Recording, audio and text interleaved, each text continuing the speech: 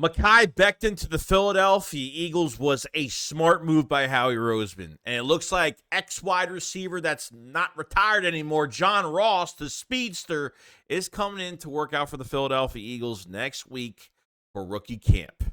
Let's get into it. Because I've seen enough horror movies to know any weirdo wearing a mask is never friendly.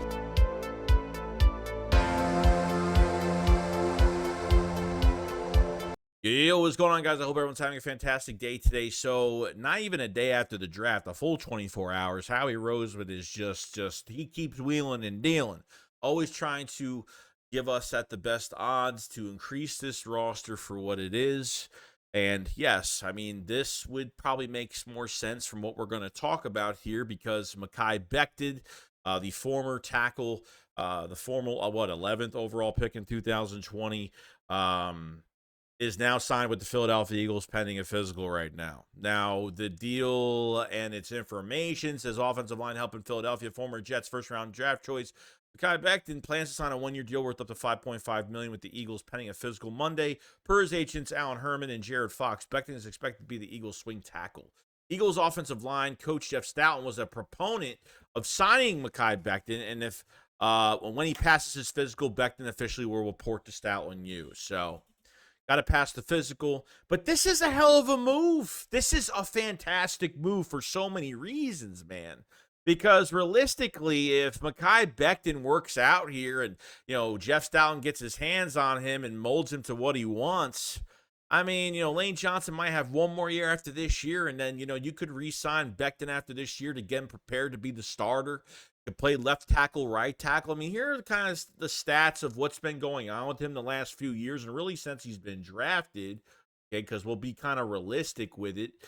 So 25 years old right now, 11th overall pick. I was right about that. Has 30 starts in 4 seasons. Missed all of the 2022 season with a knee injury. I remember that. Last season, he started 16 games for the Jets, played 95% of the snaps. PFF had him ranked as a 79th offensive tackle and pass blocking in 2023. He allowed a per PFF 12 sacks and 50 pressures. So it says, Becton can't hurt to bring in for the offseason to see how he is. Let's Stout and work with him, see if the potential has got him to the 11th pick in 2020 is still there. And you know what? That's all you got to do. $5.5 million. That's all incentives, okay? He's getting paid probably nothing. Even $5.5, even if he hits that incentive, it's not expensive. $5 million is to Jeffrey Lurie is like he puts that in his pocket, okay? That's finding a quarter on the ground. That's absolutely nothing. All right, so let's get that straightened out. There were some Eagle fans that didn't like this, which I read, and I don't know why. This is the perfect move for us. You went into this draft, and I felt like Troy Fontanu was on the board maybe not past Quinton Mitchell, but he was close. Okay, now with the other offensive linemen in the draft, I felt like they tried to draft an offensive lineman high. I felt like, Zinter was drafted. The Eagles moved back a couple picks before. Cooper Beebe. I understand they're not tackles, so I get it. They're not all going to be pure tackles, but I felt like this was a different draft because the Eagles didn't draft an offensive lineman early. It's or offensive lineman, defensive lineman.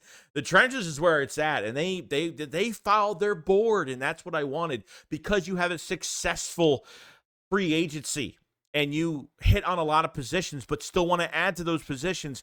When you're as busy as you are as Howie Roseman, you go into these drafts and you don't have to reach for specific players and overjump teams and give up more draft capital because, you're in a need of certain specific positions and for those specific players.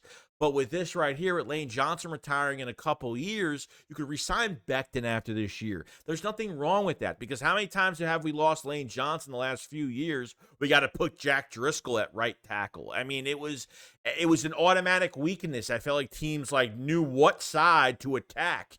So get Mekai Becton ready to go. And yes, apparently there was issues with his dietary too, where he was, when you're on a specific diet, the team wants you to lose weight and you're not losing weight or something. It's going to happen. Injuries are going to happen that way too. Not a fantastic thing. Okay. So he was hurt because of that as well. And, just haven't looked up to it. The last time I saw Mekai Becton is when he fucking threw Derek Barnett like 15 feet across the field. Literally, that's the last time I think I really saw him. I mean, he played last year, obviously. I mean, I wasn't even really thinking about him at all, that because it stood out so much on the field when he threw, Derek Barnett. But anyway, this is something that this was handpicked. This was a handpicked signing by Jeff Stoutland. And, this isn't going to say it's promising. I'm not going to say that it's an automatic, we got our right tackle of the future, left, whatever. You locked up Jordan Mailata, so you're looking for your next right tackle right now. You have Fred Johnson, I think, in the building that they signed, I think, right after the season started, but he's more of a, project down the road type of guy that they're going to still produce. A lot of upside, but hasn't really been talked about much. Totally forgot about that guy.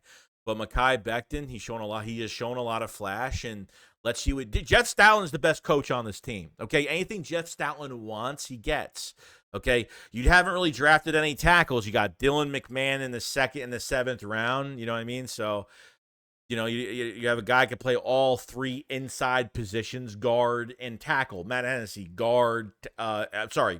Center and guard. Matt Hennessy, center and guard. And Tyler Keegan is more center and guard. I mean, you know what I mean? So a lot of these guys play multiple positions. But nothing, we haven't really got anything outside of that as for a legit tackle. And obviously if they drafted Troy Fontana, we wouldn't be having this situation right now. It would already be, pretty much set in stone. Now with Mekai Becton coming to the Eagles, this is for sure telling me that Tyler Steen is not going to play on the left side. I don't get what the whole Tyler. I think they like Tyler Steen as a pure guard. I guess they don't even want to move him outside or even try to. We'll see what it looks like in training camp if they actually start moving him to tackle, but I highly doubt it with a move like this, where Mekai Becton could be your pure swing tackle. Handpicked by Jeff Stout to be a swing tackle for the Philadelphia Eagles. So this is low risk, high reward. This is a monster move by Howie that could trust me, like 3 years down the road, we might be saying, man, imagine, like, remember that move from Mekai Becton? And who would have thought this would have? Jeff Stoutland, I'm telling you. Howie Roseman, but Jeff Stoutland has a lot of pull. You might not think so, but he does. Trust me, Howie Roseman said it. When it comes to the offensive line, Jeff takes care of everything. And I totally believe that. It makes Howie's job a lot easier and the scout's job a lot easier because, trust me, Jeff Stoutland might be the only one as a scout going and watching these offensive linemen all on his own. He don't need anybody's help. Okay, so this is really good news, guys. I hope Eagle fans are, especially you guys that watch, are more open to this kind of move like this because you never know what you can get. You know what I mean? So you're paying him no money. He comes in, you let Jeff Stoutland get his hands on him and mold him into what he wants him to be, and see if he works out. He'll probably drop a little bit of weight. We'll see. I don't know. But if he looks really good, and we're like, man. He's having a good camp, and Eagles could re-sign him after this year. The cap's going up next year. And trust me, even if he's not going to get much playing time this year unless Lane Johnson goes down or Mailata or, knock on wood, let me do that first. He'll reach his incentive based, and obviously, he'll get an extended contract as a backup that's going to be ready to be a starter for Lane Johnson in a couple of years. So I love this move. It's fantastic. I mean, I got to respect it. I mean, there's people out there saying, oh, it makes no sense. Yeah, of course he's not playing great right now. You're getting him this late. Obviously, he sucks right now. Or he's not, he's showing flash, but that's it. You know what I mean? But you got to give it a chance. If Jeff Stoutland thinks it's a good idea to sign this guy, the report is literally saying that Jeff Stoutland handpicked him for Howie Roseman to sign him and bring him in. So that's a great sign because I kind of thought after the draft, well, they got no tackle, so I guess they're either waiting until next year to draft a tackle or they're going to rely on an undrafted free agent to, they'll bring in an offensive tackle as an undrafted free agent and try to take his spot, I guess. Well, not this year, but at least, get him prepared, I guess, in a couple of years. I don't know. They're still next year, like I said. So that's news on Mekai Becton. Let me know what you guys think about that news going forward. Now, the next bit of news, the last news of the video, John Ross, 2017, you guys remember? 4.22 40-yard dash that was beaten by Xavier Worthy this past year. Says the Eagles, he will participate Eagles rookie camp this week on a tryout basis. Sources say Ross had retired last year, but is now exploring comeback. Yeah, it was a short career. And he was injured a lot. They gave him a shot. Okay, so he wants to come back. What is he, 26, 27 years old? So he's up there in age now. 2017 was a while ago. So he's starting to get, not, he's still young. He's in his prime right now. So comes back to the NFL. He's in his prime and see where so why are the Eagles interested? Okay, you look at like special teams. I mean, he'd be perfect. I think the Eagles just want to see like what he's got, how much speed he has, just what he has in the tank right now. And after taking off a whole year of football, if he's been working out or not, we don't know what he's been doing. He could be totally out of shape. He could look horrible, because it's been a lot of years since he's been drafted. You know what I mean? So got to give this thing time. You have Anaya Smith. That's a special teams guy. Britton Covey. Okay, you have Isaiah Rodgers. I mean, you have a lot of guys that play special teams. Devin Allen, if he comes back. So you have a lot of guys now. Cooper DeJean plays special teams. So there's a lot of guys that they're adding. John Ross. Do they look at him as more of a wide receiver 3 type option for the Eagles? Is he more of a gadget receiver for third down or something? Is he a pure wide receiver 3, or do they really just have or they expect him to really just play special teams full time? Because his speed, if he's still got it, would be fantastic. So he will try out at rookie camp with the 7 undrafted free agents, the 10 guys that are invited to camp to try out as well for the Philadelphia Eagles, and we'll just see what he's got. I have no idea what their plan is with him. And yes, if he makes it, if they feel like they want to keep him throughout training camp and he's worthy of it, then yeah, you keep him throughout training camp, let him compete for wide receiver 3. I'm not going to go tell you how many receivers are going to keep. I honestly have no idea right now. It's way too early in the process. They could keep 5. They could keep 6. I have no idea until like we get to camp and things start rolling. Then we'll get kind of a good, a good capture of what they might do here.